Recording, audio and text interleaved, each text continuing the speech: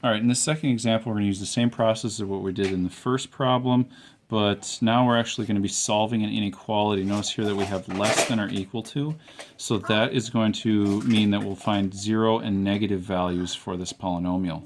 I've started off here just listing off the zeros in this problem, and so now what we're going to do is put them in order on a number line and pick test points like before. So I've already got my number line drawn here. For the first one, I picked -1 as a test point, plugged it in. That's negatives for each one of those, so overall that interval is a negative. Over here, I could pick, this would be a good one for 0.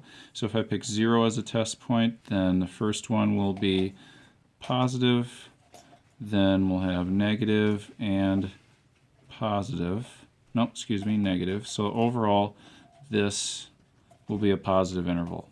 Then we go to somewhere in between here, which probably about 1.5 would be a good test point.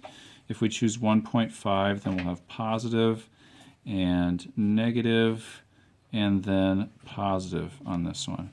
That'll overall be a negative interval. Finally, this last one, maybe we pick +3. That's going to be positive for the first factor, positive for the second, positive for the third. So overall, we have a positive interval for all of those. Now, again, we're trying to find the 0 and the negatives, and we're going to express our solution in interval notation.